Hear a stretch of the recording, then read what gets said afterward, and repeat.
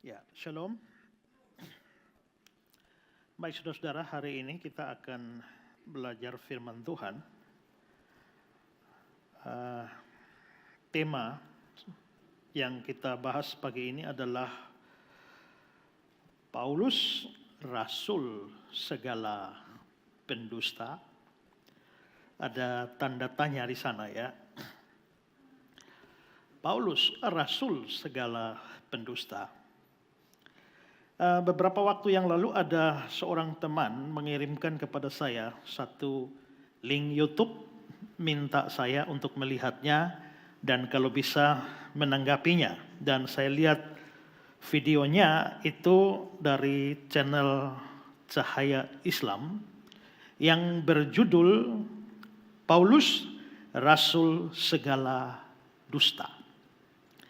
Nah, begitu saya lihat video itu, saya menemukan bahwa pembuat video ini, yakni dari channel Cahaya Islam ini, dia menunjukkan banyak data dari Alkitab, secara khusus dalam kitab Kisah Para Rasul, untuk menunjukkan bahwa Paulus itu sebenarnya rasul pendusta.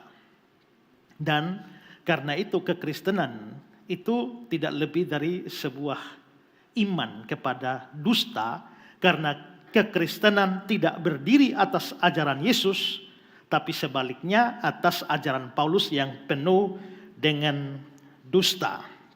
Dan setelah saya melihat video ini, saya memikirkan untuk membuat tanggapannya selama beberapa seri. Nah, saya sudah bikin satu ya, tapi saya berpikir juga bahwa dengan waktu yang terbatas dan juga bisa lebih mengajar kita, maka saya memutuskan untuk membahas di dalam khotbah minggu ini. Saudara jangan aneh ya kalau dapat khotbah seperti ini. Mungkin saudara tidak mendapatkan khotbah-khotbah ini di gereja pada umumnya. Nah, kalau kita melihat khotbah itu biasanya dari sisi isinya ada yang namanya khotbah penginjilan. Kalau khotbah penginjilan biasa diberikan di KKR yang intinya adalah menyuruh atau memanggil orang percaya sungguh-sungguh kepada Yesus Kristus, satu-satunya juru selamat dan juga Tuhan, yang tanpa itu tidak ada orang bisa diselamatkan. Itu khotbah penginjilan. Jadi mestinya di dalam KKR yang harus dikhotbahkan itu adalah khotbah penginjilan. Tapi sekarang banyak orang menyebut KKR, tapi khotbahnya bukan khotbah penginjilan. Ada yang namanya khotbah pengajaran. Khotbah pengajaran itu ya betul-betul mengajarkan konsep tertentu di dalam kekristenan. Dan misalnya kita belajar soal doktrin keselamatan. Kita belajar soal doktrin Allah Tritunggal misalnya. Ya, itu adalah khotbah-khotbah pengajaran yang memberikan dasar kepada kita apa sebenarnya atau seperti apakah kekristenan itu. Dan ini bukan soal apa yang perlu saudara lakukan, tapi apa yang perlu saudara percayai.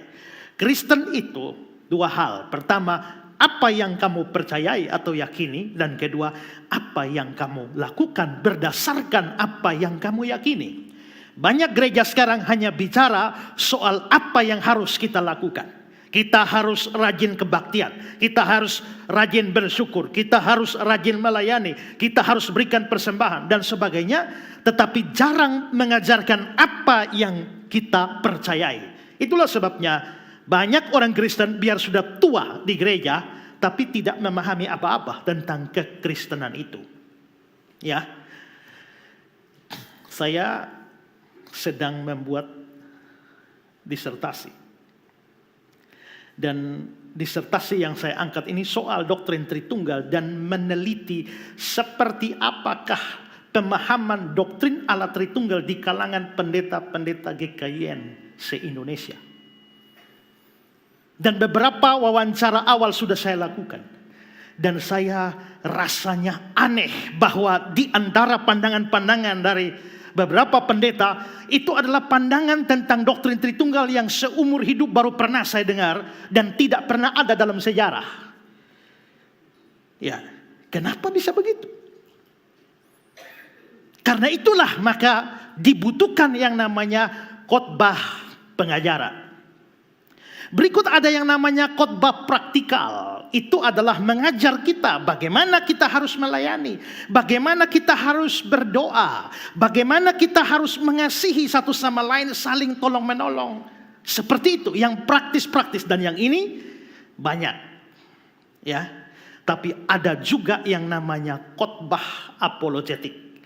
Khotbah apologetik itu adalah satu khotbah yang disampaikan untuk menjawab berbagai macam serangan terhadap iman Kristen dari luar, maupun juga untuk menanggapi berbagai macam pengajaran sesat dari dalam gereja atau dalam kekristenan sendiri.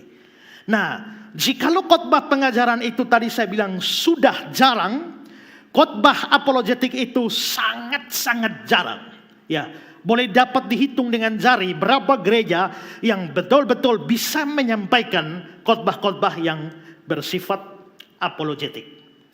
Nah, karena itulah maka khotbah apologetik beberapa kali sudah saya sampaikan, walaupun banyak disampaikan lewat kelas PA, tapi beberapa sudah saya sampaikan di dalam atau dari mimbar gereja ini. Dan karena itu pada hari ini saya akan menyampaikan khotbah yang sifatnya apologetik. Itu berarti ada serangan terhadap iman Kristen dan bagaimana kita orang Kristen menjawabnya untuk menunjukkan bahwa iman Kristen itu bukan sebuah dusta, tapi sekaligus membekali kita, meyakinkan kita bahwa kita tidak sedang berdiri pada iman yang salah, dan melengkapi kita bagaimana memberi jawab kepada yang bertanya, bagaimana memberi pertanggungan jawab kepada yang mempertanyakan iman kita. Ya. Nah, karena itu saudara-saudara, saya hari ini khotbah apologetik Paulus rasul segala pendusta, karena channel Cahaya Islam itu memberikan video Paulus rasul segala dusta. Sekarang mari kita lihat video dari Cahaya Islam ini lengkap. Sebuah kitab suci jika benar bersumber dari Tuhan, tidak mungkin ada pertentangan di dalamnya. Terlepas siapapun yang menerima wahyu tersebut, mari kita cek apakah Bible umat Kristiani memenuhi kriteria tersebut.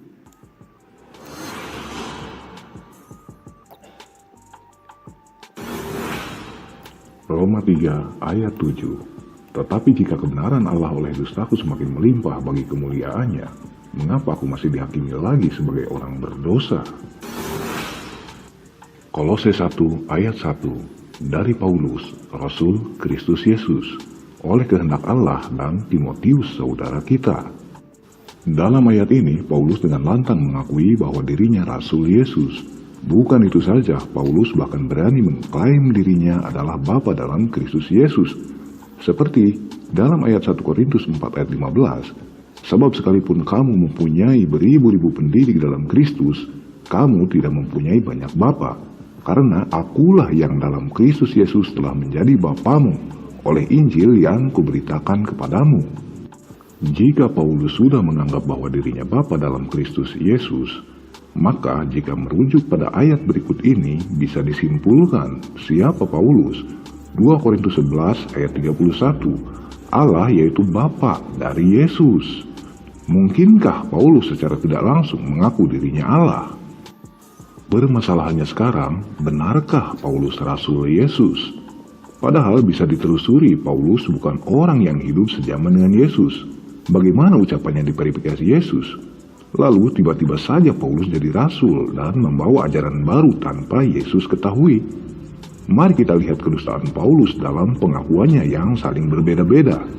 Dalam Kisah Para Rasul 9 ayat 3 sampai dengan ayat 9 diceritakan, dalam perjalanan ke Damsyik, ketika ia sudah dekat kota itu, tiba-tiba cahaya memancar dari langit mengelilingi dia. Ia rebah ke tanah dan kedengaranlah olehnya suatu suara yang berkata kepadanya, Saulus, Saulus, mengapakah engkau menganiaya aku? Jawab Saulus, siapakah engkau Tuhan? Katanya, akulah Yesus yang kau aniaya itu. Tetapi bangunlah dan pergilah ke dalam kota. Di sana akan dikatakan kepadamu apa yang harus kau perbuat. Maka termangu-mangulah teman-temannya seperjalanan, karena mereka memang mendengar suara itu, tetapi tidak melihat seorang juga pun. Saulus bangun dan berdiri, lalu membuka matanya, tetapi ia tidak dapat melihat apa-apa. Mereka harus menuntun dia masuk ke Damsyik. 3 hari lamanya ia tidak dapat melihat, dan 3 hari lamanya ia tidak makan dan minum. Buat Kristener, silahkan buka Bible-nya. Kita lihat bualan Paulus yang kontradiksi dengan ayat-ayat lainnya. Dalam Kisah Para Rasul 9 ayat 7, yang berbunyi, maka termangu-mangulah teman-temannya seperjalanan, karena mereka memang mendengar suara itu, tetapi tidak melihat seorang juga pun. Bandingkan dengan Kisah Para Rasul 22 ayat 9. Dan mereka menyertai aku memang melihat cahaya itu, tetapi suara dia yang berkata kepadaku tidak mereka dengar. Di Kisah Para Rasul 9 ayat 7, teman Paulus mendengar suara tapi tidak melihat seorang juga pun. Tetapi di Kisah Para Rasul 22 ayat 9, justru sebaliknya, teman Paulus melihat sumber suara tapi suara tersebut tidak mereka dengar. Kesaksian Paulus mana yang harus dipercaya? Lanjut ke Kisah Para Rasul 9 ayat 4.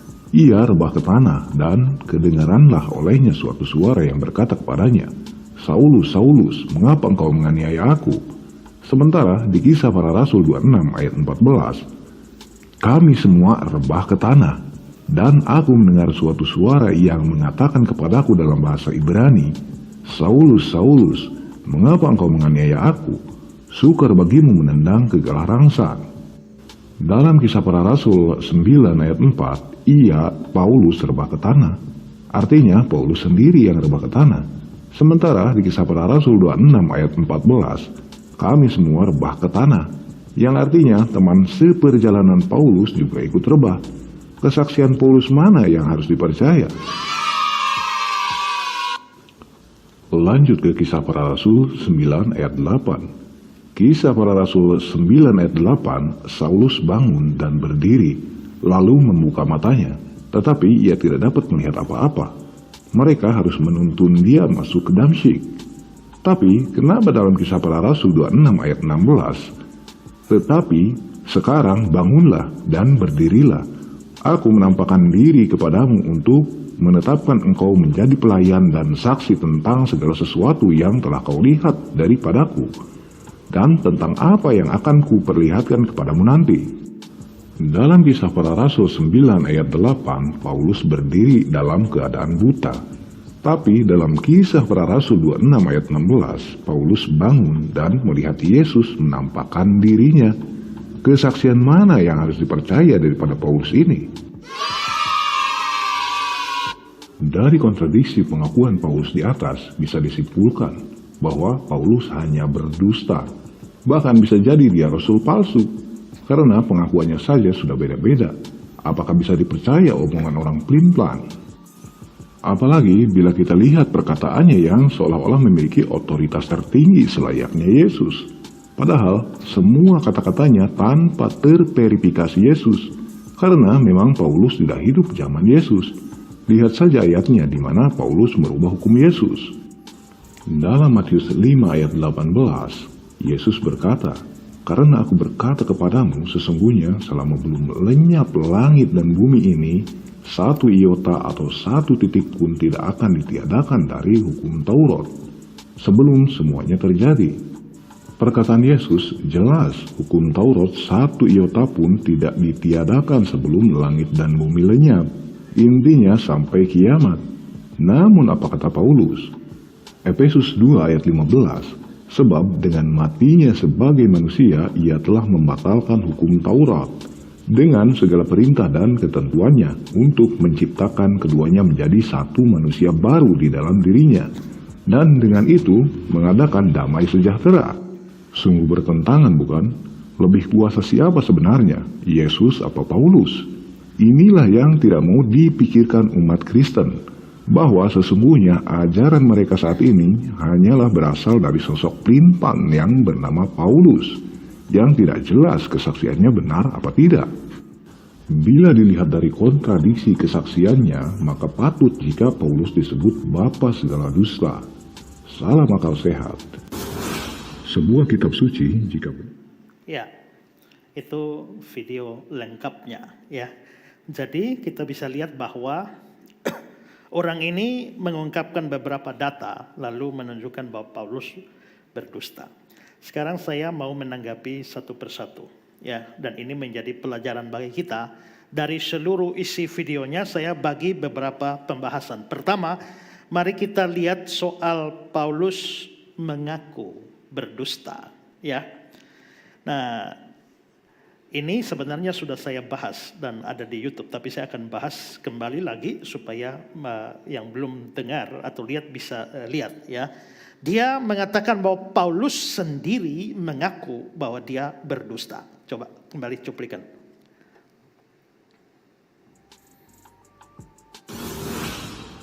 Roma 3 ayat 7. Tetapi jika kebenaran Allah oleh dustaku semakin melimpah bagi kemuliaannya, mengapa aku masih dihakimi lagi sebagai orang berdosa? Ya, jadi dia mengutip Roma pasal 3 ayat yang ke-7 lalu bilang Paulus mengaku diri berdusta.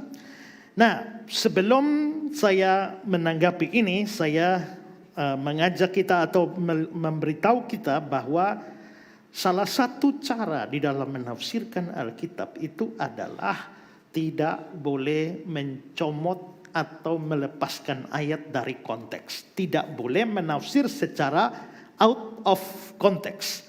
Nah, yang dimaksudkan dengan konteks itu adalah ikatan logikanya dari awal sampai pada teks yang mau dipahami itu dan setelahnya. Atau ringkasnya adalah ayat-ayat sebelumnya dan ayat-ayat sesudahnya. Itu hermeneutics atau ilmu tafsir dasar yang harus dipahami kalau orang mau belajar Alkitab. Kalau orang mau memahami Alkitab.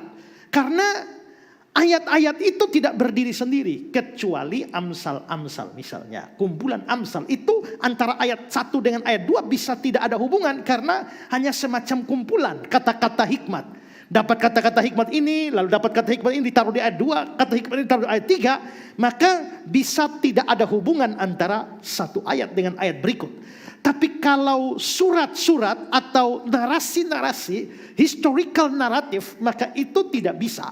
Kita menafsirkan satu bagian terlepas dari bagian yang lain. Banyak pengajaran kacau muncul di dalam gereja, juga banyak serangan bodoh datang kepada iman Kristen. Itu penyakitnya ini, yaitu mereka tidak menafsirkan ayat berdasarkan konteksnya. Karena kalau begitu, tidak begitu, itu bisa menghasilkan suatu ajaran atau kesimpulan yang begitu liar. Kalau saya misalnya bicara kepada saudara-saudara, semua orang mati. Waktu saya bilang semua orang mati, maka saudara menafsirkan kata-kata saya. Kalau namanya semua orang mati, berarti tidak ada yang tersisa. Orang di Papua mati, orang di Sulawesi mati, orang di Afrika Selatan mati, orang di Brasil mati, orang di Jerman mati. Pokoknya semua orang mati. Tapi kalau ternyata kalimat semua orang mati itu ada dalam konteks tertentu. Misalnya begini. Pada tanggal 1 Mei tahun 2000, pesawat Lion Air berangkat dari Bandara Soekarno-Hatta menuju ke Medan, membawa 500 orang penumpang dan terjadi kerusakan mesin sehingga pesawat Lion Air terjun ke laut. Dan semua orang mati. Apakah orang Afrika Selatan ikut mati? Apakah orang Brasil ikut mati? Apakah orang Jerman ikut mati? Tidak. Semua orang mati itu karena terletak dari konteks yang dibicarakan di atas, maka saudara akan menafsirkan yang dimaksudkan dengan semua itu hanya 500 penumpang di pesawat itu. Di luar penumpang tidak ada yang mati. Jadi kita bisa lihat bahwa kalau konteks tidak diperhatikan, orang bisa menafsirkan secara salah dan memunculkan pemahaman yang liar. Nah, karena itulah baca ayat, saya selalu banyak ketemu dengan pendeta-pendeta hebat terkenal sekalipun, tetapi ternyata di dalam menyampaikan khotbah-khotbah mereka seringkali melakukan kesalahan ini, yakni mencomot ayat terlepas dari konteksnya. Nah, kesalahan yang sama yang dibuat oleh cahaya Islam ini, sehingga akhirnya dia menyimpulkan bahwa Paulus mengaku sedang berdusta. Itu Roma pasal 3 ayat 7. Nah, sekarang mari kita memahami konteksnya.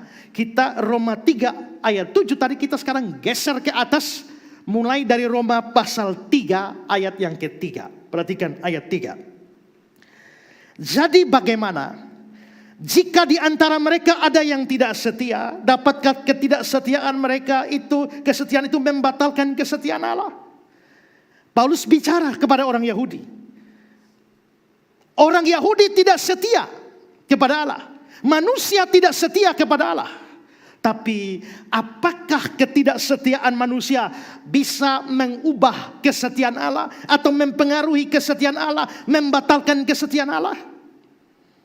Nah, lalu Paulus bertanya, dapatkah kesetiaan kita membatalkan kesetiaan Allah? Habis bertanya, Paulus jawab sendiri. Jawabnya di mana? Di ayat yang keempat. Sekali-kali tidak. Sebaliknya, Allah adalah benar dan semua manusia pembohong. Semua manusia pembohong ini itu dikutip dari Mazmur 116 ayat 11. Lalu dia lanjutkan, seperti ada tertulis, supaya engkau ternyata benar dalam segala firman-Mu dan memang jika engkau dan menang jika engkau dihakimi. Ini dikutip dari Mazmur 51 ayat yang ke-6. Jadi di sini sebenarnya Paulus bilang begini, apakah ketidaksetiaan manusia bisa mengubah kesetiaan Allah? Jawabnya sekali-kali tidak. Lalu apa urusannya dengan dia mengatakan semua manusia pembohong dan supaya engkau ternyata benar dalam segala firman-Mu? Maksudnya Paulus adalah begini, ketidaksetiaan kita tidak mengubah kesetiaan Allah. Justru ketidaksetiaan kita itu makin menunjukkan kesetiaan Allah secara lebih menyolok. Oke.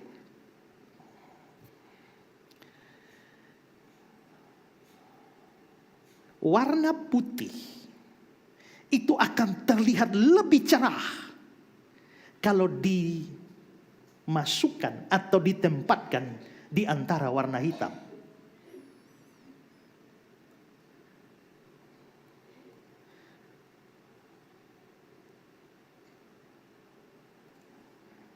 Kalau saudara ujian dapat nilai 7, itu tinggi atau tidak? Hebat atau tidak? Kalau temanmu dapat 8, temanmu 7,5, temanmu 6,8, 6,9, maka saudara tidak terlalu terlihat hebat. Tapi begitu saudara dapat 7, yang lain 0,1, 0,2, 0,3, ya semua isi kelas semua hanya 0, paling-paling 1,2, saudara 7, maka jeleknya mereka itu makin menunjukkan kebaikanmu atau keunggulanmu. Hitam, putih makin kelihatan lebih putih jikalau dia ada di samping hitam. Nah, maka kesetiaan Allah itu makin nampak ketika terlihat bahwa semua manusia tidak setia. Ketika semua orang berbohong, maka satu orang yang jujur itu akan terlihat begitu menyolok. Terang itu makin terlihat terang ketika dia ada di dalam kegelapan. Kalau semua satu stadion terang, lalu saudara bawa lilin jalan-jalan, orang yang kau gila kah? Ya, tapi di tengah hutan yang begitu gelap, satu lilin kelihatan begitu menyolok. Nah, jadi maksud Paulus adalah bahwa ketidaksetiaan kita tidak pernah membatalkan kesetiaan Allah.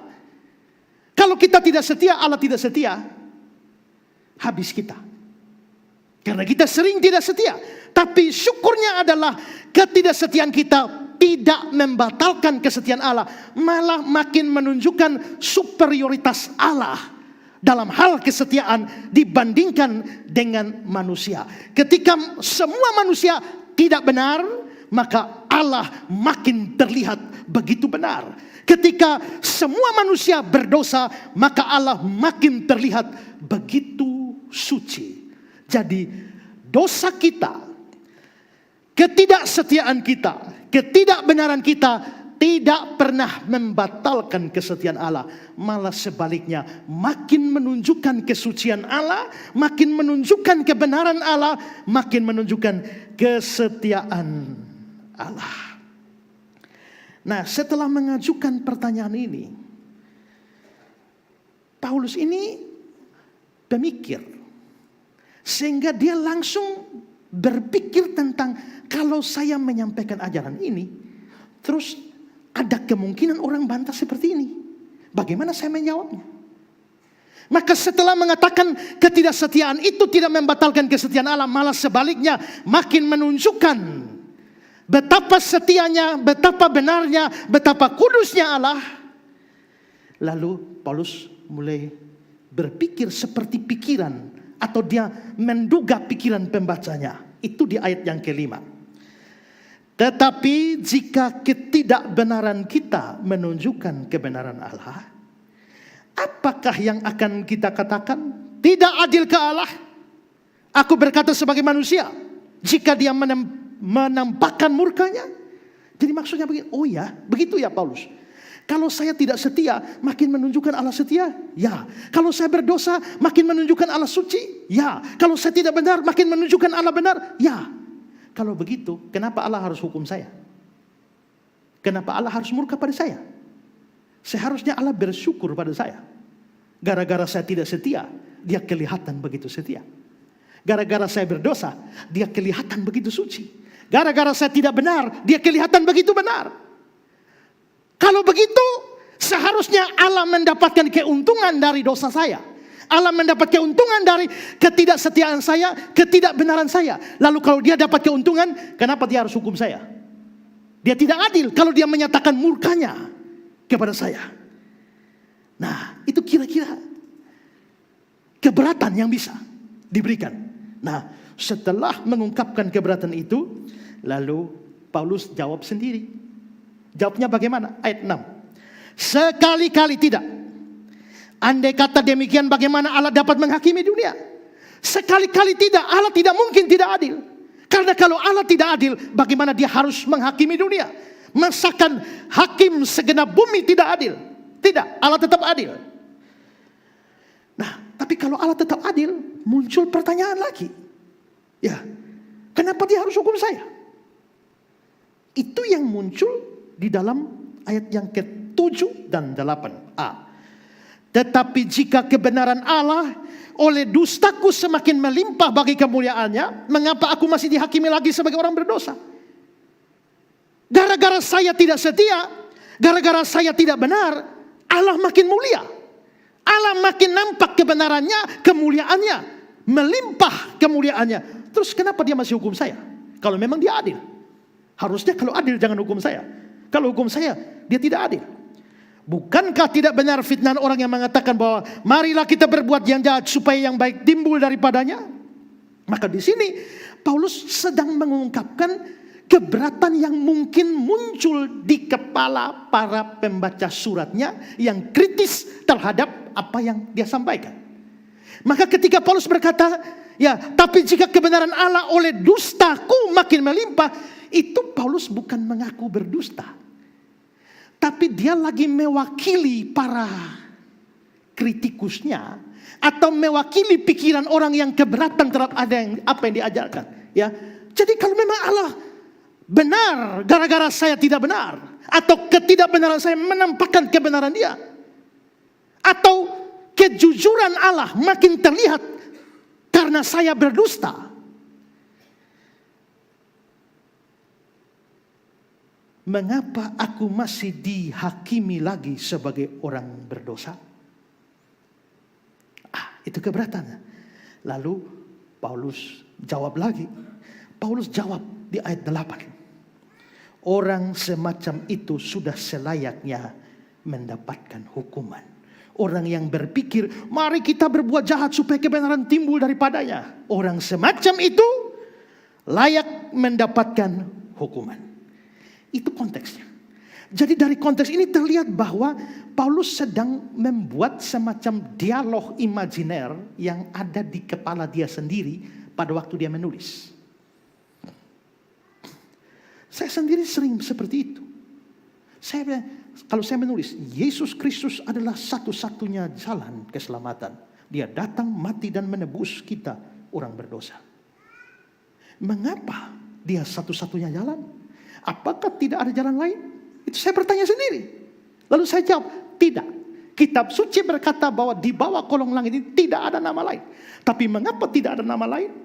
Karena satu-satunya yang bisa atau layak menjadi juru selamat itu hanya Yesus. Memangnya apa syarat jadi juru selamat? Syarat jadi juru selamat itu dia harus manusia dan tidak berdosa. Dan Yesus satu-satunya manusia yang tidak berdosa. Oke lah. Tapi kalau memang Yesus satu-satunya, pertanyaannya, mengapa untuk menebus dosa manusia pakai acara mati segala?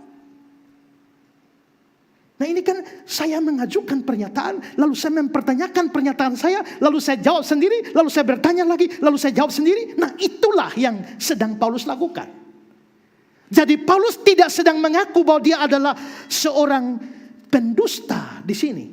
Gaya tulis model begini itu memang ciri khas Paulus. Di Roma pasal 9 ketika dia bicara soal konsep pemilihan, bahwa ada orang yang dipilih, ada yang tidak. Dia mengangkat kasus Esau dan Yakub. Dia mengajar. Setelah itu dia munculkan pertanyaan, menggugat pengajaran dia, lalu dia jawab sendiri. Coba lihat Roma 9. Tetapi bukan hanya itu saja. Lebih terang lagi ialah Ribka yang mengandung dari satu orang, yaitu dari Ishak, bapa leluhur kita. Sebab waktu anak-anak itu belum dilahirkan dan belum melakukan yang baik atau yang jahat, supaya rencana Allah tentang pemilihannya diteguhkan, bukan berdasarkan perbuatan tapi berdasarkan panggilannya. Dikatakannya kepada Ribka, anak yang tua akan menjadi hamba yang muda. Seperti ada tertulis, aku mengasihi Yakub tapi membenci Esau. Itu pengajaran. Terus dia bikin pertanyaan sendiri. Jika demikian, apakah yang hendak kita katakan? Apakah Allah tidak adil? Lalu dia jawab sendiri, mustahil. Sebab dia berfirman pada Musa, aku menaruh belas kasihan kepada siapa aku mau menaruh belas kasihan. Aku bermurah hati kepada siapa aku mau bermurah hati. Jadi hal itu tidak tergantung pada kehendak orang atau usaha orang, tapi pada kemurahan hati Allah. Sebab kitab suci berkata kepada Firaun, itulah sebabnya aku membangkitkan engkau, yaitu supaya aku memperlihatkan kuasaku di dalam engkau, dan supaya namaku dimasyhurkan di seluruh bumi. Jadi dia menaruh belas kasihan kepada siapa dikehendakinya, dia menegarkan hati siapa yang dikehendakinya. Terus dia bikin pertanyaan lagi. Sekarang kamu akan berkata kepadaku, jika demikian apalagi yang masih diselahkannya? Sebab siapa saja yang menentang kehendaknya? Lalu dia jawab sendiri, siapakah kamu hai manusia, maka kamu membantah Allah? Dapatkah yang dibentuk berkata kepada yang membentuk, mengapa engkau membentuk aku demikian? Jadi itu memang cirinya Paulus dalam surat-suratnya. Maka di sini dalam Roma pasal 3 ayat 7, beliau tidak sedang mengaku bersalah. Untuk memahami konteks itu dari Roma pasal 3 ayat 3 sampai ayat 8, maka saya kutipkan Alkitab Indonesia sehari-hari yang lebih mudah dipahami. Begini. Tetapi bagaimana kalau sebagian orang Yahudi tidak setia? Apakah karena itu Allah menjadi tidak setia? Tentu tidak. Sebab jelas Allah selalu benar walaupun setiap orang berbohong. Dalam Alkitab tertulis hendaknya engkau terbukti benar dalam apa yang engkau ucapkan, dan engkau menang pada waktu engkau dihakimi. Tapi kalau keadilan Allah menjadi semakin nyata oleh karena kita berbuat yang tidak benar, apakah yang hendak kita katakan? Bahwa Allah tidak adil kalau dia menghukum kita? Memang pertanyaan itu wajar sebagai manusia. Sekali-kali tidak. Sebab kalau Allah tidak adil, bagaimana dia dapat menghakimi dunia? Tapi kalau karena perbuatan tidak benar, apa yang benar tentang Allah semakin menonjol sehingga ia dipuji, mengapa orang yang berbuat jahat masih disalahkan sebagai orang berdosa? Dan mengapa kita tidak boleh mengatakan baiklah kita berbuat jahat supaya timbul kebaikan? Memang ada orang-orang menghina saya dengan mengatakan bahwa saya sudah berkata begitu. Orang-orang semacam itu sewajarnya dihukum oleh Allah. Jelas. Jadi di sini bukan Paulus mengaku berdusta. Yang terlihat di sini bukan dusta Paulus. Yang terlihat di sini adalah ketololan cahaya Islam ini, atau kebodohan cahaya Islam. Menurut saya tidak cocok cahaya Islam. Mestinya adalah kegelapan Islam atau kebutaan Islam. Ya. Oke. Sekarang soal kedua.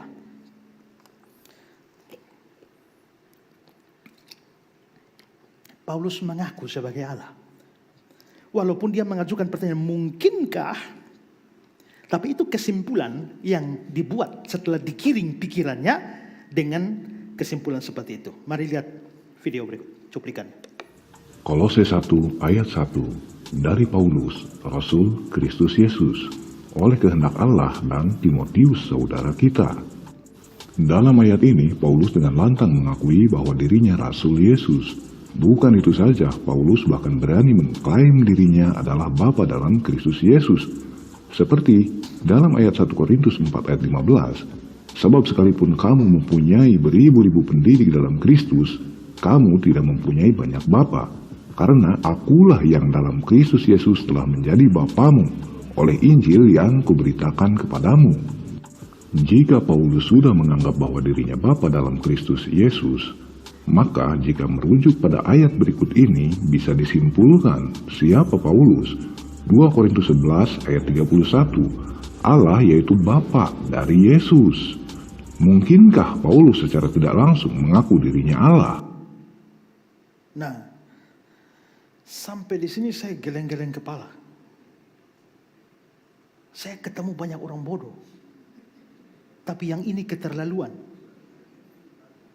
Ya, dua ayat yang dipersoalkan 1 Korintus 4 ayat 15 dan 2 Korintus 11 31 sebenarnya tidak ada hubungan sama sekali. Itu membicarakan dua hal yang berbeda. 1 Korintus 4 ayat 15 membicarakan Paulus sebagai bapak rohani bagi banyak orang. Sedangkan 2 Korintus 11 ayat 31 itu menunjukkan bahwa Allah Bapa itu adalah Bapa dari Yesus Kristus. Terus hubungannya apa? Pierre Thomas. Ya. Coba lihat 1 Korintus 4 ayat 15. Sebab sekalipun kamu mempunyai beribu-ribu pendidik dalam Kristus, orang-orang Korintus, kalau soal agama itu gurumu banyak. Sebentar minggu ini ada guru ini, minggu berikut pengkhotbah ini dia ngajar kau begitu, minggu berikut. Begitu juga jemaat revival. Di dalam iman kamu punya beribu-ribu atau banyak, beribu-ribu ini hiperbola. Tapi maksudnya kamu punya banyak pengajar. Karena minggu ini saya khotbah, ngajar saudara. Minggu berikut itu pendeta Sonya yang ngajar. Minggu berikut pendeta Agustina. Minggu berikut ada tamu. Minggu berikut lagi. Kita sudah belasan tahun, itu berarti begitu banyak pengajar sudah menjadi guru kita. Tetapi kata Paulus, kamu tidak mempunyai banyak bapak secara rohani. Mengapa bapak? Bapak ini ada hubungan dengan kalimat selanjutnya. Akulah yang dalam Kristus Yesus menjadi bapakmu oleh Injil yang kuberitakan padamu. Saya yang beritakan Injil pada kamu sehingga kamu menjadi percaya. Berarti aku bapakmu secara rohani. Soal guru-guru banyak. Waktu 10 tahun yang lalu misalnya, aku beritakan Injil padamu, kamu percaya, aku jadi bapakmu. Mulai dari 10 tahun yang lalu. Tapi sejak 10 tahun yang lalu sampai hari ini, kamu sudah diajar oleh begitu banyak guru, begitu banyak pendidik di dalam iman. Jadi Paulus mau mengatakan bahwa saya ini bapak rohani dari banyak kalian. Ya, karena pemberitaan Injil. Terjemahan Indonesia sehari-hari. Sebab sayalah yang menjadi bapak kalian. Walaupun mungkin sebagai orang Kristen kalian sudah punya 10.000 guru. Di dalam hidup sebagai orang-orang yang bersatu dengan Kristus, saya yang menjadi bapak kepadamu karena saya yang membawa kabar baik tentang Kristus kepadamu. Jadi Paulus sedang bicara dirinya sebagai bapak rohani. Dan Paulus memang adalah bapak rohani dari banyak orang. Misalnya Onesimus di dalam Filipi Filemon 10 dikatakan di sana mengenai anakku yang kudapat selagi aku dalam penjara, yakni Onesimus. Anakku. Onesimus itu budaknya Filemon yang melarikan diri, ditangkap masuk penjara gara-gara mencuri, ketemu Paulus di penjara. Lalu dia melayani Paulus di penjara, akhirnya Paulus beritakan Injil pada dia, dia menjadi anak yang dikasihi oleh Paulus dalam penjara. Timotius, 1 Timotius 1 ayat 1 dan 2. Dari Paulus kepada Timotius, anakku yang sah di dalam iman. Titus 1 ayat 4. Kepada Titus, anakku yang sah menurut iman kita bersama. Jadi Paulus punya banyak anak rohani. Rasul Yohanes juga demikian. Makanya dalam surat 1 Yohanes 2 ayat 1. Dia katakan, anak-anakku, hal ini kutuliskan kepada kamu. Dan seterusnya, anak-anakku. Nah, sedangkan ayat yang satunya tadi itu bicara soal dalam lingkup kealahan, di mana dalam relasi dengan pribadi-pribadi Tritunggal, Yesus itu anaknya, sedangkan yang sana itu adalah Bapa. Maka Yesus itu adalah anak tunggal Allah.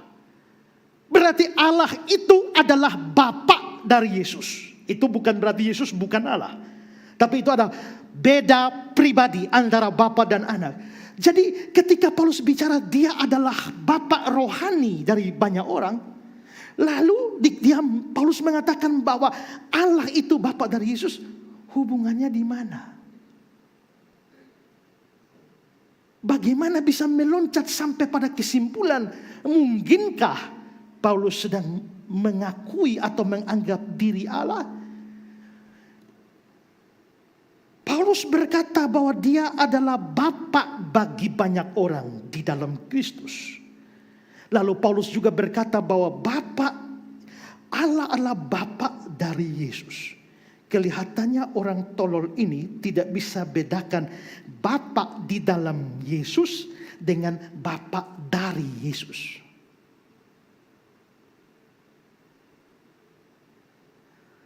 Tapi yang model begini dipuja-puja luar biasa. Ya. Oke. Sekarang ketiga. Ini mulai masuk kontroversi atau kontradiksi dalam cerita-cerita pertobatan Paulus. Ketiga sekarang ya. Kisah Rasul 9 ayat 7 versus Kisah 22 ayat 9. Ya, kita lihat video. Bermasalahannya sekarang, benarkah Paulus Rasul Yesus? Padahal bisa ditelusuri Paulus bukan orang yang hidup sejaman dengan Yesus. Bagaimana ucapannya diverifikasi Yesus? Lalu tiba-tiba saja Paulus jadi rasul dan membawa ajaran baru tanpa Yesus ketahui. Mari kita lihat kedustaan Paulus dalam pengakuannya yang saling berbeda-beda. Dalam Kisah Para Rasul 9 ayat 3 sampai dengan ayat 9 diceritakan, dalam perjalanan ke Damsyik, ketika ia sudah dekat kota itu, tiba-tiba cahaya memancar dari langit mengelilingi dia. Ia rebah ke tanah dan kedengaranlah olehnya suatu suara yang berkata kepadanya, "Saulus, Saulus, mengapakah engkau menganiaya aku?" Jawab Saulus, "Siapakah engkau Tuhan?" Katanya, "Akulah Yesus yang kau aniaya itu. Tetapi bangunlah dan pergilah ke dalam kota. Di sana akan dikatakan kepadamu apa yang harus kau perbuat." Maka termangu-mangulah teman-temannya seperjalanan, karena mereka memang mendengar suara itu, tetapi tidak melihat seorang juga pun. Saulus bangun dan berdiri, lalu membuka matanya, tetapi ia tidak dapat melihat apa-apa. Mereka harus menuntun dia masuk ke Damsyik. 3 hari lamanya ia tidak dapat melihat, dan 3 hari lamanya ia tidak makan dan minum. Buat Kristener, silahkan buka Bible-nya. Kita lihat bualan Paulus yang kontradiksi dengan ayat-ayat lainnya. Dalam Kisah Para Rasul 9 ayat 7, yang berbunyi, "Maka termangu-mangulah teman-temannya seperjalanan, karena mereka memang mendengar suara itu, tetapi tidak melihat seorang juga pun." Bandingkan dengan Kisah Para Rasul 22 ayat 9. "Dan mereka menyertai aku memang melihat cahaya itu, tetapi suara dia yang berkata kepadaku tidak mereka dengar." Di Kisah Para Rasul 9 ayat 7, teman Paulus mendengar suara tapi tidak melihat seorang juga pun. Tetapi di Kisah Para Rasul 22 ayat 9, justru sebaliknya, teman Paulus melihat sumber suara tapi suara tersebut tidak mereka dengar. Kesaksian Paulus mana yang harus dipercaya? Ya. Nah, dia mulai mengangkat soal 2 versi cerita tentang pertobatan Paulus. Sekarang mari kita lihat perbandingannya. Saya berikan langsung perbandingannya. Kalau saudara lihat perbandingan ini di Kisah 9 ayat 7, mereka memang mendengar tapi tidak melihat. Di Kisah 22, mereka memang melihat, tapi tidak mereka dengar. Jadi kelihatannya Kisah 97 mendengar tapi tidak lihat. Di Kisah 22 lihat tapi tidak dengar. Jadi kesaksian Paulus mana yang harus dipercaya? Ini dalam terjemahan Indonesia itu memang memberikan sedikit kesan ada pertentangan di sana. Tapi sebenarnya kalau kita masuk kepada bahasa aslinya, sebenarnya jelas apa yang dibicarakan di sana, ya. Nah, secara khusus ketika dikatakan bahwa mereka memang mendengar di Kisah 9 ayat 7, tapi di Kisah 22 mereka tidak mendengar. Secara khusus bagian itu kalau dilihat dalam teks Yunaninya, ya, itu perhatikan, saya latinkan saja. Di Kisah 9 ayat 7, akontes mentes pones. Pones itu mendengar, telepon dia. Nah, Kisah 22 ayat 9, ten deponen o ekosan pones legoses moi. Barang siapa bertelinga hendaklah ia mengerti, ya. Nah, sebenarnya ini kalau kita mengerti bahasa asli dengan struktur-strukturnya, maka persoalan seperti ini bisa dipecahkan. Sayangnya kita tidak ada background, itu memang agak sulit. Tapi saya tetap memberikan di sini, walaupun saudara tidak mengerti atau banyak saudara tidak mengerti, karena pembahasan saya ini juga tentu akan dilihat juga oleh orang lain yang mungkin mengerti bahasa Yunani. Itu penting sekali, ya. Nah, karena itu saya mau kutipkan kata-kata dari Ken Temple. Dia bikin analisa terhadap dua bentuk bahasa di dalam dua ayat itu dari sisi bahasa Yunani. Dia bilang begini: akan lebih baik untuk membuat daftar perbedaan antara bagian-bagian tersebut. Pertama, dalam Kisah 9 ayat 7, ako ditemukan sebagai nominatif plural participle. Dalam pasal 22 ayat 9 itu adalah kata kerja aorist jamak.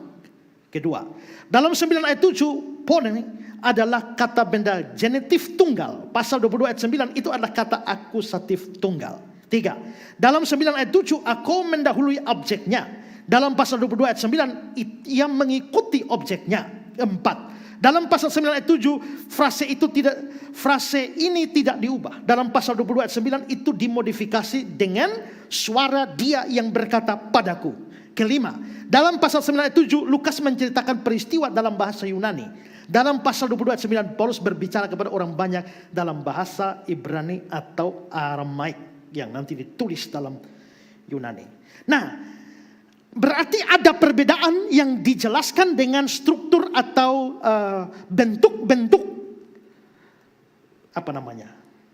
case, kasus nominatif, akusatif, itu namanya case, kasus dalam bahasa Yunani.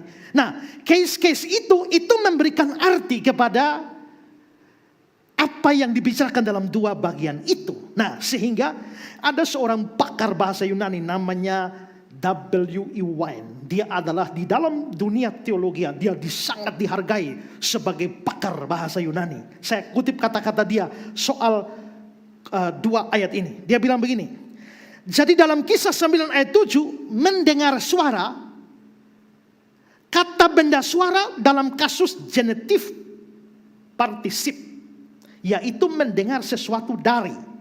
Sedangkan pasal 22 ayat 9, mereka tidak mendengar suara.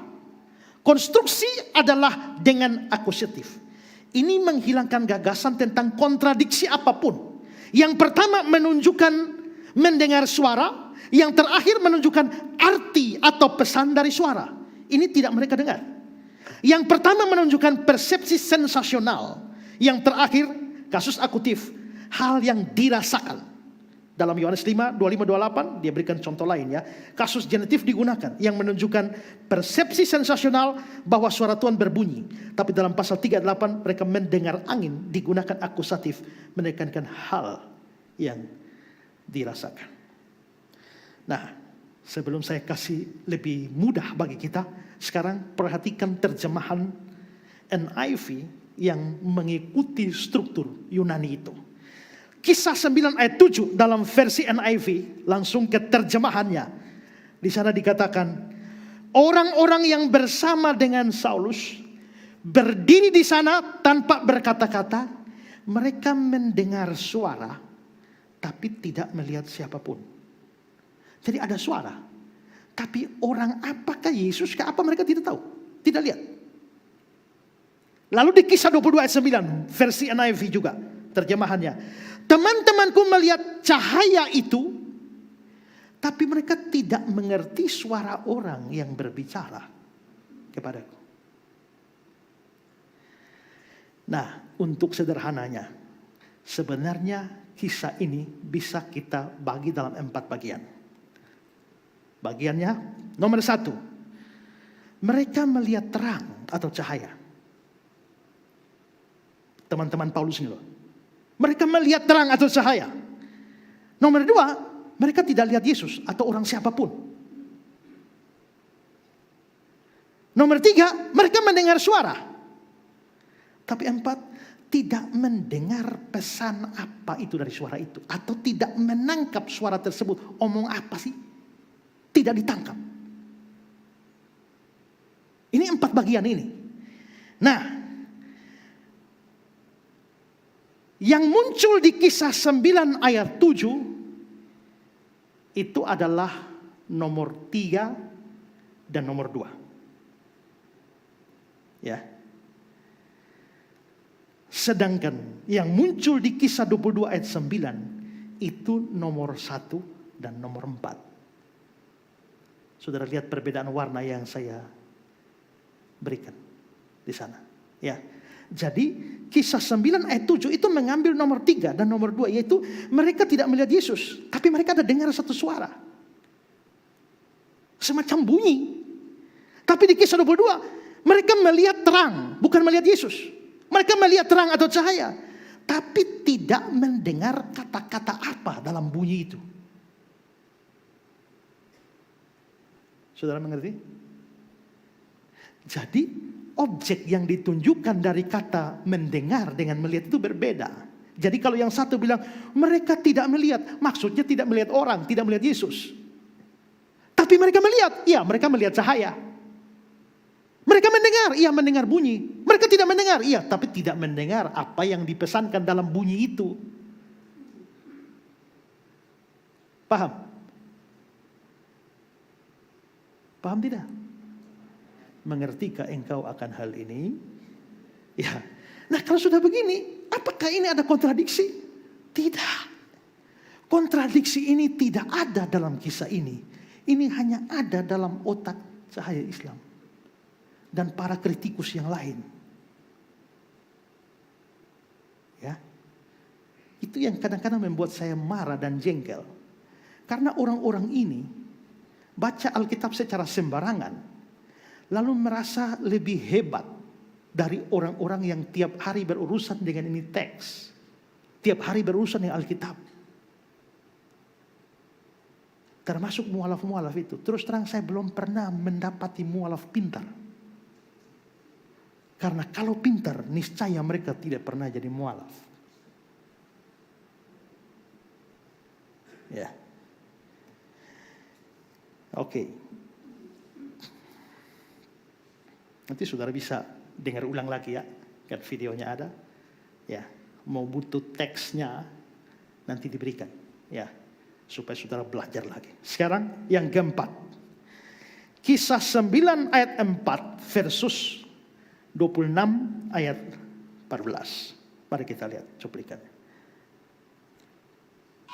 Lanjut ke kisah para rasul 9 ayat 4. Ia rebah ke tanah dan kedengaranlah olehnya suatu suara yang berkata kepadanya, Saulus, Saulus, mengapa engkau menganiaya aku?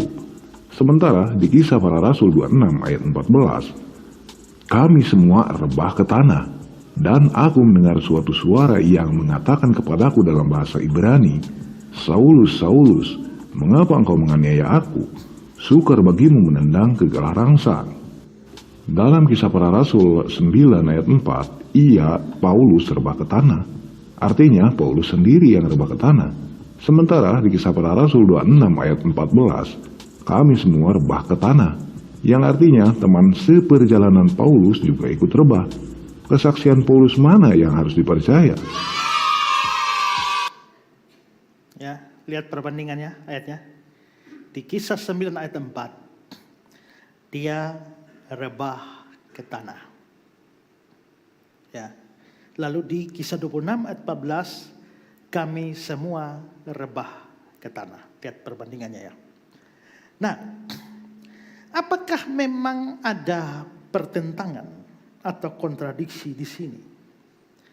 Saya kira yang menjadi soal bagi dia adalah dia tidak tahu apa definisi dari kontradiksi. Kontradiksi adalah dua hal yang bertentangan, berlawanan. A adalah non-A dalam waktu yang sama, dalam pengertian yang sama. Dan definisi semacam itu tidak bisa diterapkan pada kasus seperti ini. Bahwa satu bagian mengatakan Paulus rebah ke tanah, bagian yang lain mengatakan kami semua, Paulus dan teman-temannya rebah ke tanah. Itu menjadi sesuatu yang bertentangan. Ya, menyatakan bahwa Paulus rebah itu tidak bertentangan dengan menyatakan bahwa teman-temannya rebah. Ya. Demikian juga menyatakan bahwa teman-teman Paulus itu rebah. Tidak bertentangan dengan mengatakan bahwa Paulus rebah. Di dalam Kisah 9 ayat 4 ada pernyataan Paulus rebah. Tapi tidak ada pesan di sana bahwa hanya Paulus yang rebah. Dan di Kisah pasal yang ke-26, kami semua rebah. Paulus termasuk di sana. Jadi tak ada pertentangan di situ. Nah, di dalam Kisah 9 ayat 4, teks itu hanya menyatakan Paulus rebah. Bukan mengatakan hanya Paulus yang rebah. Saudara ngerti? Saya ulang. Teks itu hanya menyatakan Paulus rebah. Tapi tidak mengatakan hanya Paulus yang rebah. Hanya menyatakan dengan hanya Paulus. Tekanannya bedanya di situ. Ya. Kalau kita perhatikan ceritanya, di Kisah pasal 9 itu bukan Paulus yang ngomong. Tapi Lukas, penulis kitab Kisah Para Rasul yang sedang cerita. Sedangkan di Kisah pasal 26 itu memang catatan Lukas, tapi Lukas menceritakan langsung dari mulut Paulus apa yang Paulus katakan. Makanya coba lihat perbandingan ini lagi. Di dalam Kisah 9 ayat 4 digunakan kata ia. Sedangkan di Kisah 26 itu kami. Ia bentuk orang ketiga tunggal. Sedangkan kami orang pertama jamak. Jadi memang di Kisah 9 itu cerita Lukas. Di Kisah pasal 26 itu cerita Paulus. Nah, sewaktu Paulus bercerita tentang kisah pertobatannya, dia menceritakan bahwa dia dan teman-temannya rebah. Tapi waktu Lukas menceritakan pengalaman pertobatan Paulus, dia kan fokusnya pada Paulus, bukan pada teman-temannya. Maka dia hanya menceritakan apa yang dialami oleh Paulus, yaitu Paulus rebah. Tapi dia tidak sedang mengatakan bahwa hanya Paulus yang rebah. Jadi sebenarnya tidak ada yang kontradiksi. Ini kasus ini mirip seperti berapa orang sih yang kerasukan setan. Coba lihat catatan Injil Sinoptik. Matius mengatakan ada 2 orang kerasukan setan. Markus seorang kerasukan setan. Lukas seorang. Lalu dikritiklah. Menurut Markus dan Lukas hanya 1 orang. Tapi menurut Matius 8 2 orang. Yang mana yang benar? Dua-dua benar. Gak ada kontradiksi di situ. Ya. Hari ini saya ketemu dengan Ray, Ibu Yana, ya, Ibu Nokar, dan Bapak Lomi. Hari ini ketemu dengan saya kan? Ada 4 orang ketemu saya. Lalu saya terbang ke Surabaya siang ini. Lalu ketemu dengan teman-teman di Surabaya. Mereka bilang, bagaimana kabarnya Ibu Nokar? Oh baik. Tadi saya ketemu dia. Waktu saya mengatakan, saya ketemu Ibu Nokar. Apakah itu bertentangan dengan hari ini saya ketemu Ray, Ibu Yana, ya, Bapak Lomi, dan Ibu Nokar? Tidak. Saya bertemu 4 orang ini. Tapi begitu fokus pembicaraan khusus Ibu Nokar, saya menyatakan saya hari ini bertemu dengan Ibu Nokar. Saya hanya mengatakan saya ketemu Ibu Nokar. Saya tidak mengatakan saya hanya bertemu Ibu Nokar. Pahamkah? Kalau saudara tidak paham, saya sudah tidak tahu cara menjelaskan lagi. Ya. Nah, jadi sebenarnya tidak. Yang disembuhkan Yesus, orang kerasukan itu ada 2. Tapi satu menonjol. Ya, yang mau disoroti oleh Markus dan Lukas hanya satu, diabaikan yang lain. Begitu juga, kalau cerita lengkapnya, Paulus dan seluruh temannya rebah semua. Tapi waktu Lukas menceritakan kisah pertobatan Paulus, ya dia tidak pusingkan dengan teman-teman Paulus. Dia menyatakan Paulus rebah. Dan itu tidak bertentangan. Ya, oke. Yang kelima. Kisah 9 ayat 8 versus 26 ayat yang ke-16. Lihat cuplikannya balik. Lanjut ke Kisah Para Rasul 9 ayat 8. Kisah Para Rasul 9 ayat 8, Saulus bangun dan berdiri, lalu membuka matanya. Tetapi ia tidak dapat melihat apa-apa. Mereka harus menuntun dia masuk ke Damsyik. Tapi kenapa dalam Kisah Para Rasul 26 ayat 16? Tetapi sekarang bangunlah dan berdirilah. Aku menampakkan diri kepadamu untuk menetapkan engkau menjadi pelayan dan saksi tentang segala sesuatu yang telah kau lihat daripadaku, dan tentang apa yang akan kuperlihatkan kepadamu nanti. Dalam Kisah Para Rasul 9 ayat 8, Paulus berdiri dalam keadaan buta. Tapi dalam Kisah Para Rasul 26 ayat 16, Paulus bangun dan melihat Yesus menampakkan dirinya.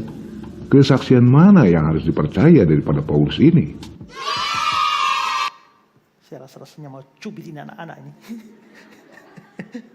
Ya.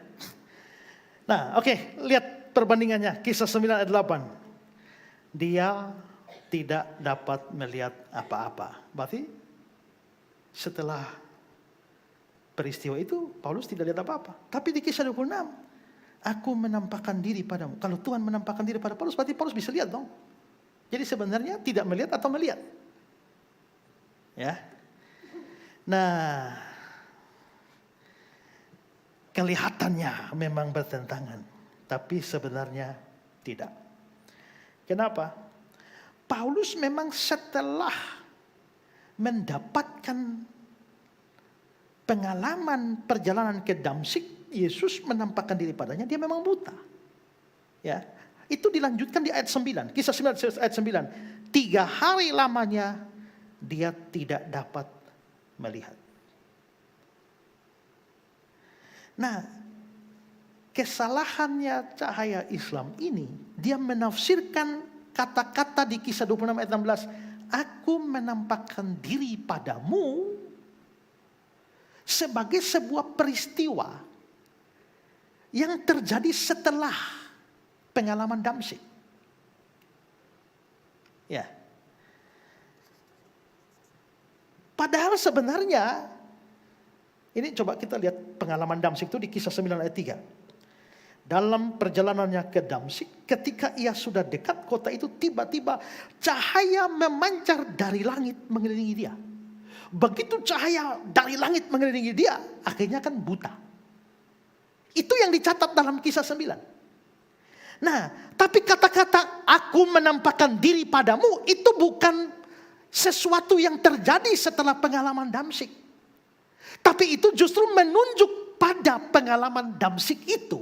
Jadi ketika cahaya memancar dari langit mengelilingi dia, itulah aku menampakkan diri kepadamu. Jadi memang pada waktu Tuhan menampakkan diri, dia masih lihat. Setelah menampakkan diri, dia jadi buta. Maka aku menampakkan diri kepadamu bukan setelah Damsyik, lalu aku menampakkan diri padamu.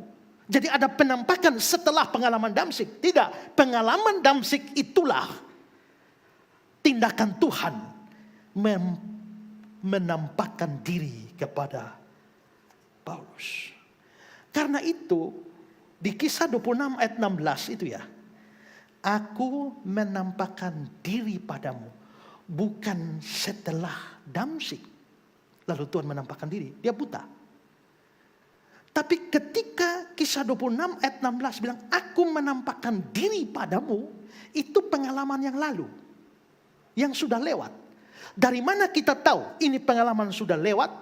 Dari teks Yunani. Ya, coba kalau saudara perhatikan ini saya berikan teks Yunani, saudara lihat yang saya tunjukkan di situ ada anak panah, ada tulisan kecil VIP1S. Itu apa? Itu dalam bahasa Yunani adalah verb, kata kerja, aorist. Ada aorist. Aorist itu apa? Aorist itu bentuk past yang sudah lewat. Jadi bukan aku sedang menampakkan diri. Itu present. Kalau aku akan menampakkan diri, itu future. Tapi aorist itu adalah aku telah menampakkan diri. Itu sudah lewat. Bentuk past tense. Jadi sebenarnya waktu di Kisah 26 ayat 16, tapi sekarang bangunlah dan berdirilah. Aku telah menampakkan diri padamu. Yang tadi itu, yang di Damsyik itu. Nah, gara-gara penampakan diri, Paulus jadi buta. Jadi tidak ada pertentangan di sini. Yang keenam, Paulus mengubah hukum Yesus. Mari lihat videonya. Apalagi bila kita lihat perkataannya yang seolah-olah memiliki otoritas tertinggi selayaknya Yesus. Padahal semua kata-katanya tanpa terverifikasi Yesus. Karena memang Paulus tidak hidup zaman Yesus. Lihat saja ayatnya di mana Paulus merubah hukum Yesus. Dalam Matius 5 ayat 18, Yesus berkata, karena aku berkata kepadamu, sesungguhnya selama belum lenyap langit dan bumi ini, satu iota atau satu titik pun tidak akan ditiadakan dari hukum Taurat, sebelum semuanya terjadi. Perkataan Yesus jelas, hukum Taurat satu iota pun tidak ditiadakan sebelum langit dan bumi lenyap. Intinya sampai kiamat. Namun apa kata Paulus? Efesus 2 ayat 15, sebab dengan matinya sebagai manusia, ia telah membatalkan hukum Taurat dengan segala perintah dan ketentuannya untuk menciptakan keduanya menjadi satu manusia baru di dalam dirinya. Dan dengan itu mengadakan damai sejahtera. Sungguh bertentangan bukan? Lebih kuasa siapa sebenarnya? Yesus apa Paulus? Ya, memang sekilas kelihatan bertentangan. Matius 5:18, Efesus 2:15. Ya, lihat perbandingannya. Selama belum lenyap langit dan bumi ini, satu iota atau titik pun tidak ditiadakan dari hukum Taurat. Paulus bilang, ia telah membatalkan hukum Taurat dengan segala perintah dan ketentuannya. Kok bertentangan ya? Tidak. Seandainya Yesus dan Paulus membicarakan hukum Taurat yang sama, maka memang bisa bertentangan. Tapi tidak. Karena yang tidak dipahami oleh banyak orang adalah yang namanya hukum Taurat. Ya, kadang-kadang hukum Taurat itu menunjuk pada 10 hukum saja. Kadang-kadang hukum Taurat menunjuk pada 5 kitab Musa. Dan kadang-kadang hukum Taurat menunjuk pada seluruh perjanjian lama. Konteks akan menentukan hukum Taurat yang mana. Selain itu, di dalam hukum Taurat pengertian ketiga seluruh perjanjian lama, itu dibagi lagi menjadi 3. Ada yang namanya hukum moral. Itu adalah hukum yang mengatur moralitas umat Allah. Bagaimana umat itu harus hidup dalam relasi dengan Tuhan Allah, dalam relasi dengan sesama manusia, dalam relasi dengan alam sekitarnya. Itu diatur di dalam hukum Taurat, itu hukum moral. 10 hukum itu termasuk hukum moral. Ya. Tapi yang kedua itu ada namanya hukum sipil. Hukum sipil itu semacam undang-undang Israel pada waktu itu. Kalau ada nabi palsu, tangkap dan hukum mati. Kalau ada orang ketangkap berzina, rajam dengan batu sampai mati. Kalau ada orang melanggar hukum Sabat, hari Sabat tidak berbakti, tapi tidur-tiduran saja gara-gara Piala Dunia, maka hukum mati. Itu hukum sipil. Ya. Dan yang ketiga adalah hukum seremonial.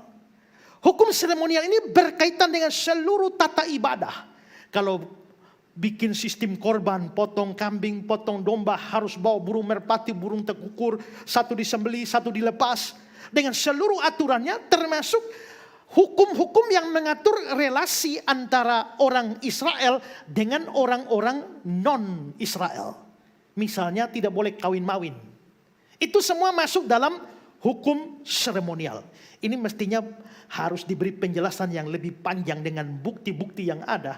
Tapi waktu kita terbatas, saya hanya mengatakan ada 3 jenis hukum ini. Nah, apakah ketiga jenis hukum ini terus berlaku sampai akhir zaman? Kita mari lihat, ambil contoh ketika hukum sipil.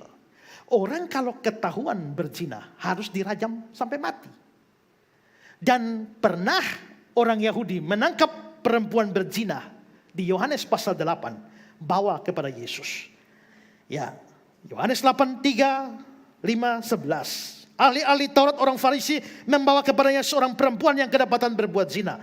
Mereka menempatkan perempuan itu di tengah-tengah lalu berkata pada Yesus, "Rabi, perempuan ini tertangkap basah ketika dia sedang berbuat zina. Musa dalam hukum Taurat memerintahkan kita melempari perempuan-perempuan yang demikian." Apakah pendapat? Berarti ini hukum sipil. Lalu Yesus ceritanya panjang. Di ayat 11 jawab Yesus, kata, "Aku pun tidak menghukum engkau." Kalau memang itu hukum sipil harus berlaku sampai akhir zaman, mengapa Yesus tidak menghukum? Berarti Yesus langgar dong? Tidak. Berarti hukum sipil itu undang-undang Israel pada waktu itu.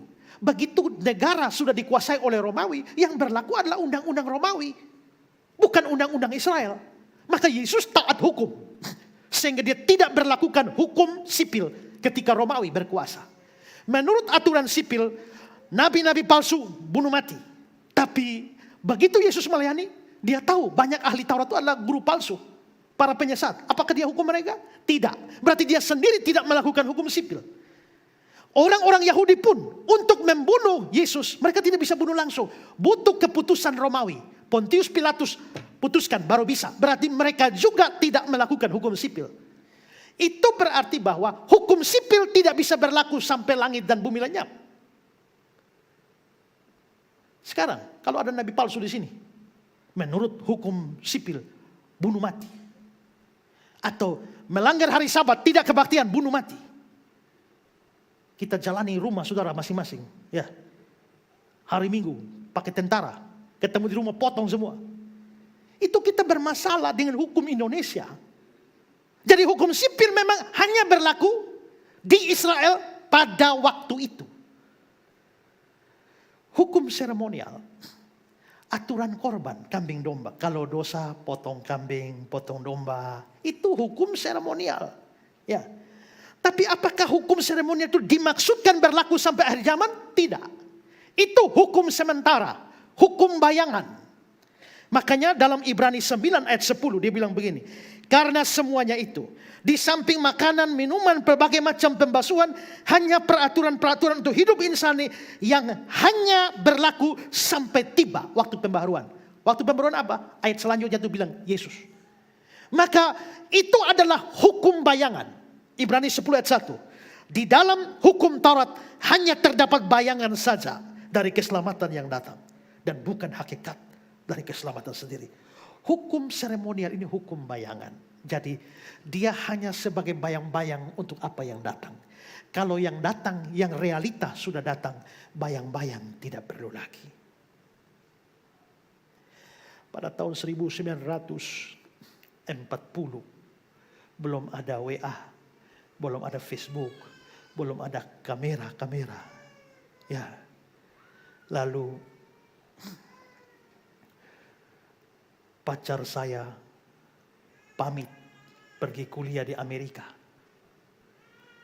Ini ilustrasi. Karena 1930 juga saya belum ada. Ya, ilustrasi. Pacar saya pamit, lalu dia hanya menitipkan ya satu foto dia. Ya. Entah bagaimana langka tapi dapat foto. Tapi telepon tidak ada, WA tidak ada, Facebook tidak ada, IG segala macam tidak ada. Maka dia kuliah 5 tahun. Karena saking rindunya dia, saya tiap hari hanya lihat gambarnya, fotonya. Lihat-lihat, senyum sendiri, omong-omong sendiri, kamu cantik ya. Kangen. Cium gambar. Setelah 5 tahun kuliahnya selesai, pacar saya kembali. Gambarnya, tadi saya hanya miliki gambar, sekarang realita sudah di depan. Begitu pacar saya sudah di depan, bagaimana kalau saya tetap, cantik, kenapa kau cium gambar? Kan realitanya sudah ada. Cium yang di depan, jangan ini. Kalau orangnya sudah di depan, kau peduli dengan gambar terus abaikan dia, ini kurang ajar. Gambar hanya berfungsi sampai tiba waktunya yang digambarkan itu datang. Maka begitu yang digambarkan datang, gambar harus disingkirkan. Hukum Taurat itu bayangan, gambar. Misalnya kambing domba disembelih, dombanya tidak boleh cacat celah, itu harus disembelih. Nah, itu sebenarnya gambar. Gambar dari anak domba Allah yang akan datang di kemudian hari. Lihatlah anak domba Allah yang menghapus dosa dunia. Nah, dan ternyata Yesus sudah datang. Kalau Yesus sudah datang, dia anak domba Allah, mempersembahkan dirinya korban satu kali selama-lamanya, menyucikan segala dosa.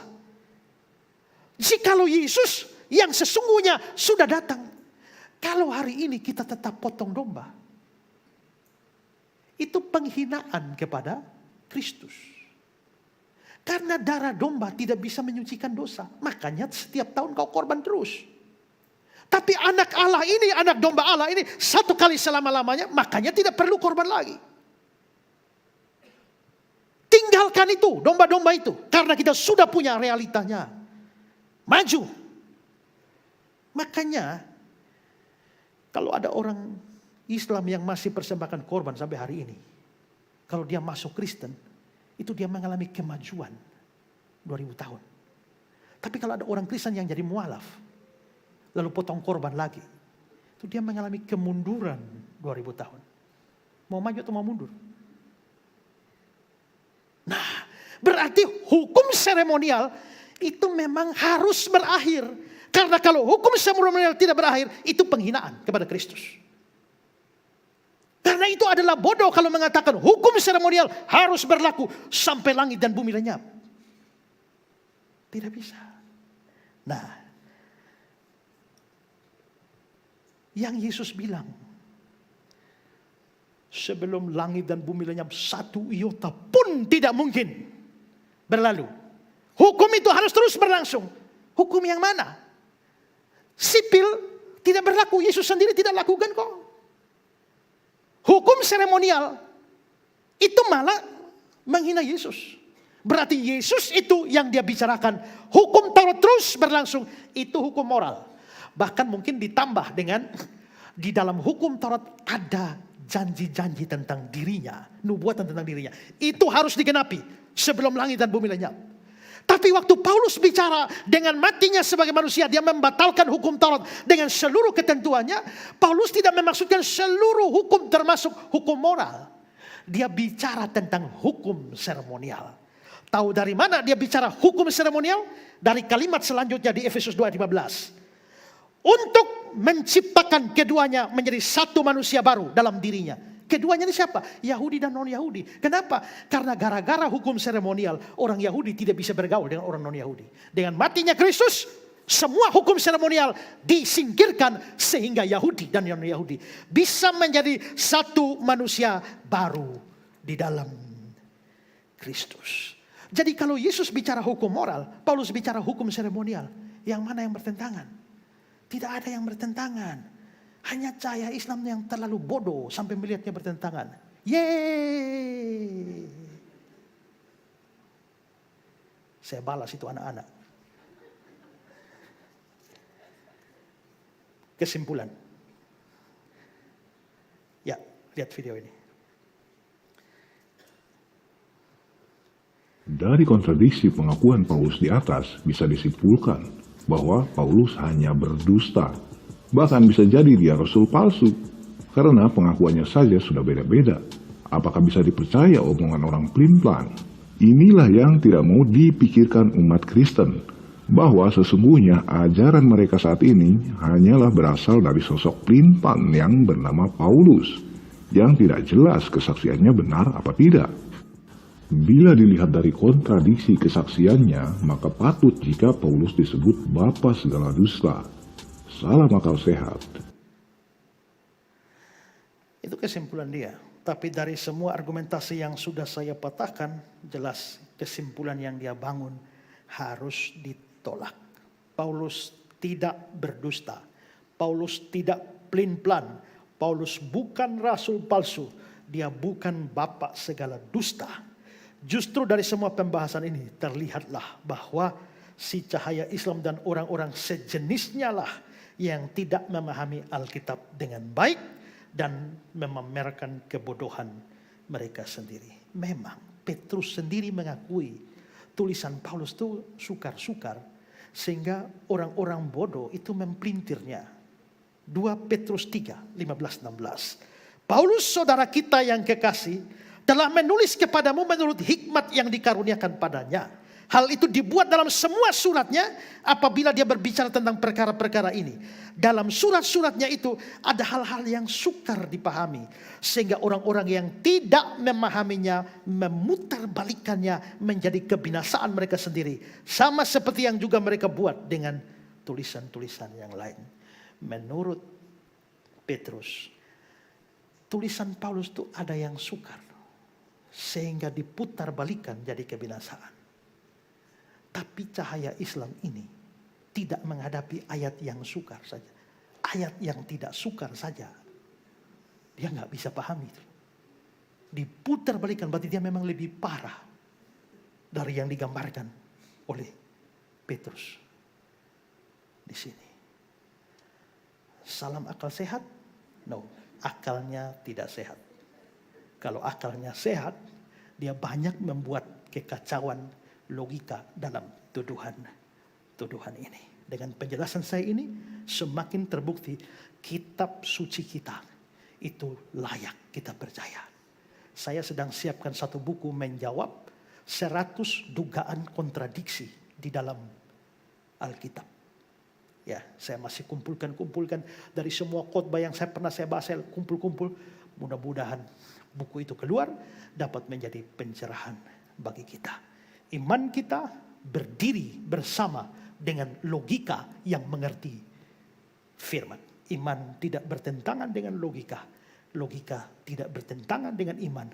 Bahkan dengan logika kita dapat mengerti apa yang kita imani. Salam akal sehat. Yeay.